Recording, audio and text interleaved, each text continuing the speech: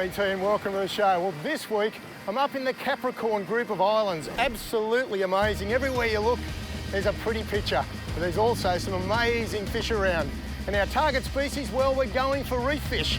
Not a bad fish. Before we get underway, let's take a look around. As my Rambo trip takes me north to Keppel Bay Marina and the Capricorn coast.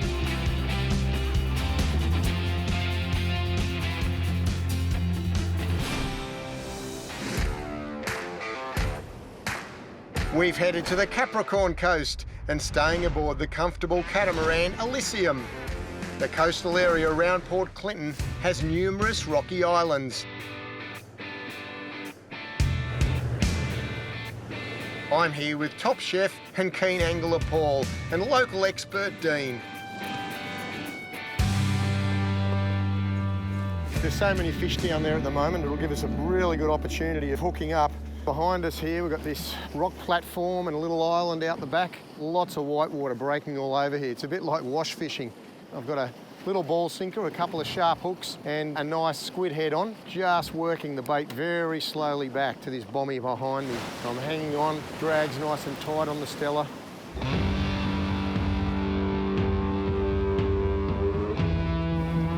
Keep him coming. That looks more trout. This could be the one we're after. Yes, it is. Oh, no, a big grassy. Nice work. Oh. Grassy king today. Yes. Super powerful, great eating, and they're pretty much prolific. Paul is hooking, not cooking today. He's running as hot as his backyard Barbie. There he goes. How cool's that? We're drifting our baits near the broken reef, where currents swirl around underwater structure. Get him?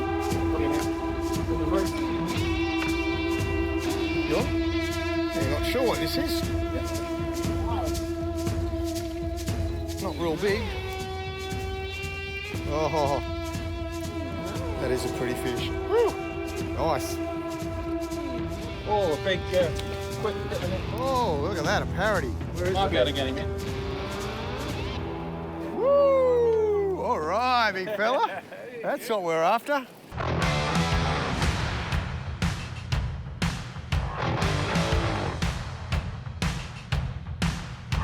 Just fishing and backing ourselves onto this reef behind us and fishing all this country in here. So we're sitting in around 17 metres of water. So we've got this drop off here like that. Up there's around 12 metres where Paul's fishing on the other side. And we're fishing just on this little drop here. And it just peels away. We're all using 50-pound trace. We've got little ball sinkers that are just sort of working their way down with the current, this last of the incoming tide. We've been using pilchards, and pilchards have been the best bait by far so far. So a really good tip for you.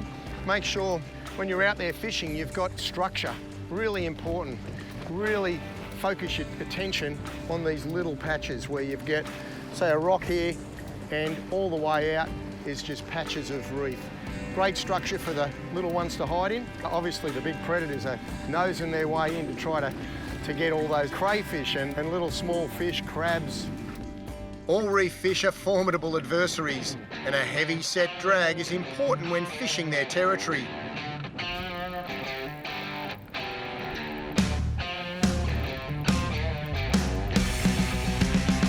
Well, it's got to be in the trevally family. I'd like it to be a black jewfish.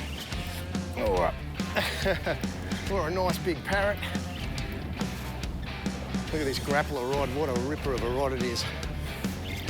I'll really keep the pressure on this fish. I've got heavy drag. He's not going anywhere in a hurry. You never know what you've got here. This could be, oh, look at that, a batfish. Wow. Let me tell you, I haven't caught one of them for a long, long time. What a spot. Obviously, all the bait, everything like their crabs and their lobsters are all located around this rocky island, so there's no doubt every species of fish would call past here from time to time for an easy feed. But a batfish, wow. That is unusual.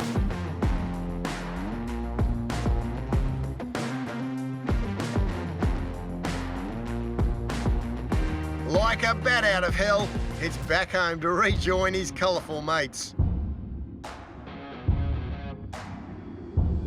Oh, this one's bigger. Oh, oh no.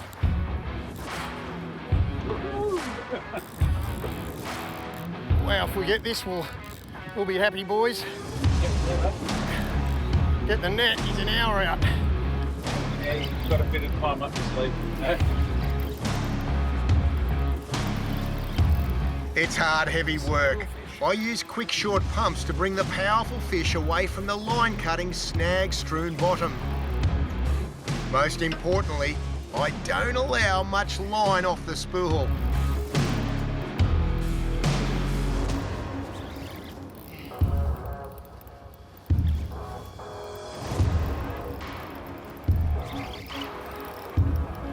Here we get colour. Big gold. Oh, big trevally. Ha ha ha. Woo! Oh, it's the valley. Woo! Decent sized fish. I knew he was a good fish. Oh, yeah. Oh, Yeah, he's a nice one. must. Actually haven't caught one for a while. He certainly pulled hard, this fella. It's a golden, is it? Yeah. Oh yeah, it is a golden. Look at that. Look at that big blubbery lip. Yeah, really nice fish. Oh, put up a good fight too. Yeah. Woo!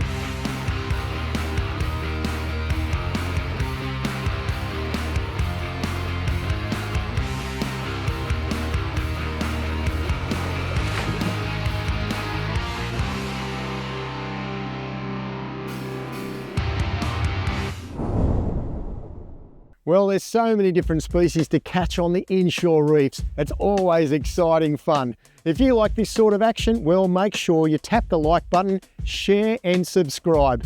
Let's get back to the action. I'm fishing with Dean and Paul near a rocky island just off Queensland's Capricorn coast. And it's full-on action. Got a serious one.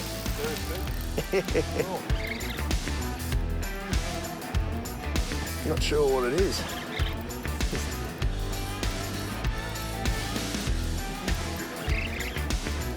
Playing hard to get.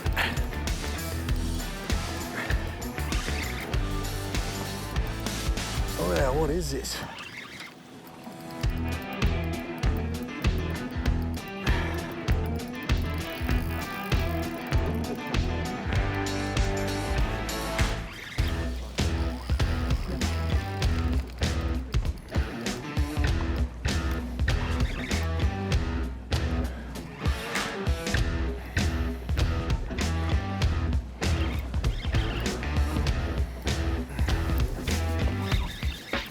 Oh, look at this baby, big, what's he? Big mother-in-law. Oh, woo, woo. It's a big girl. It's not the fish we're after, but a big, look at that, big mother. They do beautiful looking fish. He's a big weight, I can tell you. They call them mother-in-laws because they're not so flash to eat, but I'm sure people do eat them. They got big. Do you eat them? Yep. Yeah, okay. Yeah. There we go. These are sort of a prize fish if you catch them on fly up in the shallows. Yeah.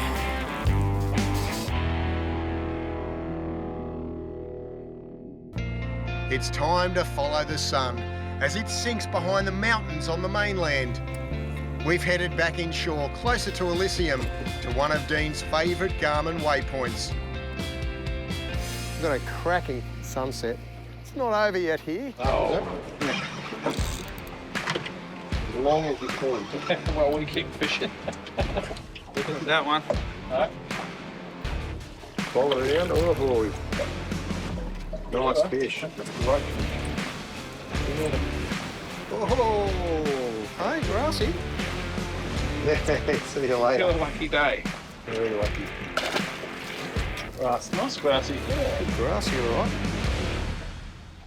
After a long, tiring day yesterday, we slept well last night aboard Elysium in the sheltered Port Clinton estuary. Hopefully it's now time for a yesterday action replay. Again, I'm out with Paul and Dean. The signs are splendid with the Garmin screen displaying a fish-rich environment. A diversity of sponges, anemones, marine worms, crustaceans, plus many species of fish live within this section of the Capricorn coast. So hooking up is an angling lottery.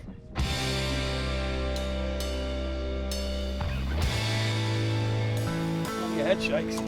Yeah, those head shakes are what you want. Oh, colour. There she is, the right colour. Oh, Oh, look at that one. Oh, yeah. big spangly. woo, grassy. Oh, he's a grassy. Look at that. Big grassy. We're back on Elysium. It's their favourite fish. They rave about these grassies, and they are terrific eating. There you go, Paul. You can hold her up, mate.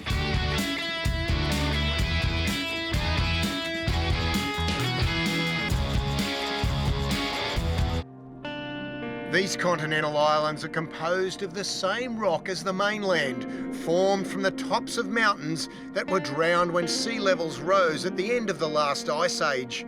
And this rugged, drowned continental peak is home to some very tough species of the deep.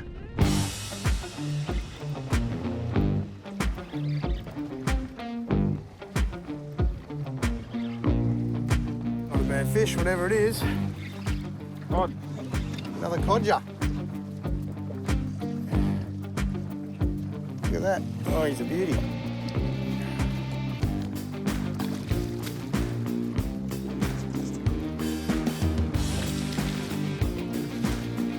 Work, Dino. Oh, he's not a bad fish, hey? Wow. Not a bad fish. What a great fish to end the session. Paul's had a ball. And a huge thanks to you, Dean, for sharing his local knowledge. Thanks also to Elysium for the first-class comfort.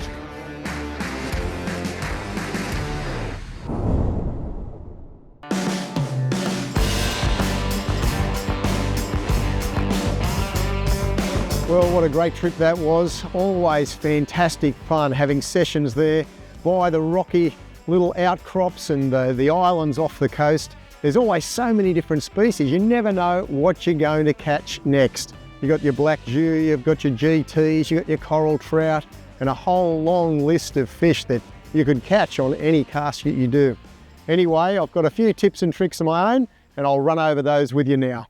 Now, when we're talking shallow reefs around the islands, you know, the island might be right there. You've got structure coming out underneath us here. You've got a drop off over there.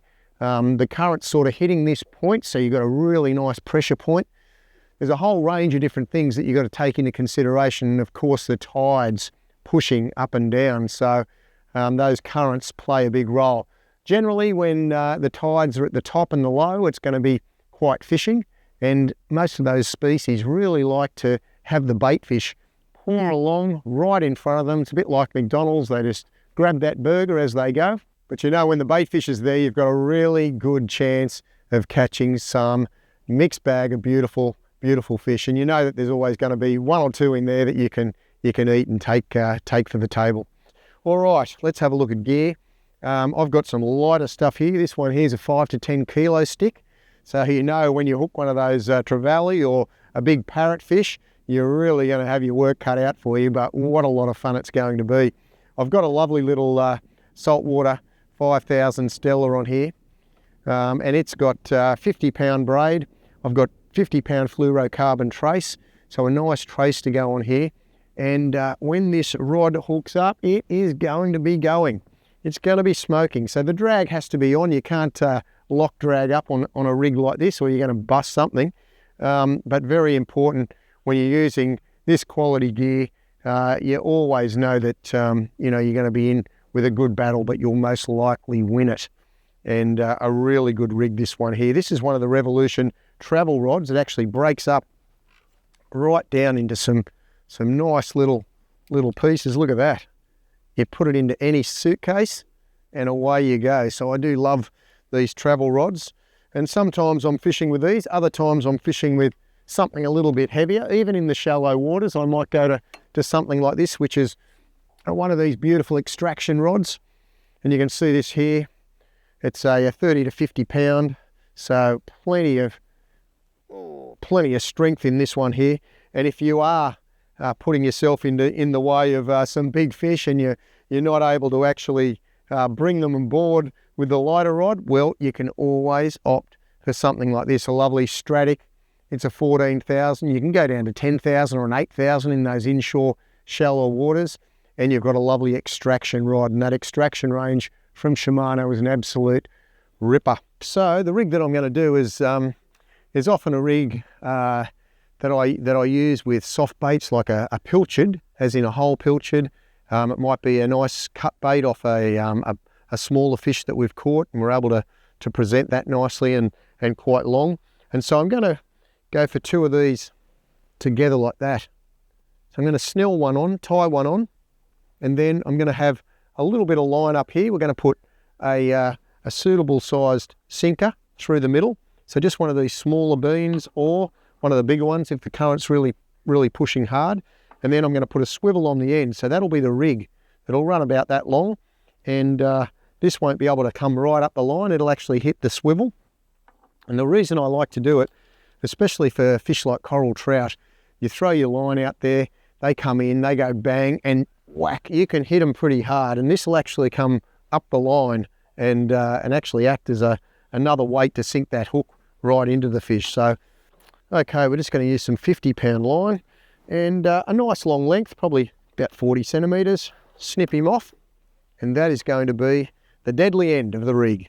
Okay, what we're going to put on here is one of these beautiful Gamakatsu SL12s.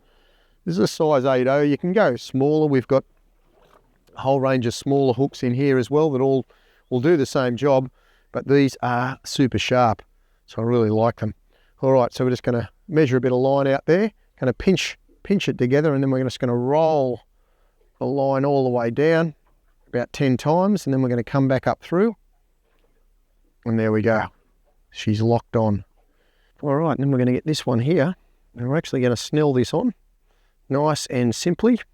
And there we go, we've got our 2-hook rig, very nicely positioned. And yeah, we're just going to grab a sinker, and obviously the sinker, that's just going to enable you to get that bait right down on the bottom. So it's going to sit there like that, and the bait will actually just sit there with both hooks in it. And then we're just going to put a nice swivel up the top end. So it makes it super easy. The other good thing about this is if it does get snagged up or a fish runs you into the reef, generally they'll only snap this little piece off down the end. And if you do get some spare time, you can make these rigs up at home. There we've go right there. We've got the swivel down here. It sits there. It'll roll all the way back. When you hit it, whack, it'll just hook up those fish. Very hard for the fish to get away if you can get the right size bait. And those 2 Gamakatsu hooks, wow, deadly, just laying there. So I'll put that on either the soft rod, which is the lighter rig, and it'll work a treat. You can cast it out into the current. You can basically drop it wherever you want. It'll work its way down and sit on the bottom. Perfect scenario for coral trout who like to come up and suck that in. But pretty much every fish will get hooked on one of these rigs. You can put it on your heavier one as well. And let's have a quick look. On she goes. We'll just throw that straight on. Sometimes when I'm fishing and I'll test the waters out, I'll just put a ball sinker on right down on the hook, cast that in there, and it'll give me a good idea of whether I need more lead or whether it's effective, whether I'm getting snagged up. Normally a ball sinker right down on the hook is probably the least amount of chances of getting hooked up. So, but there's the rig. You'll sit down on the bottom. This sinker won't go up too high, so you know the bait's actually right down there, right in that strike zone.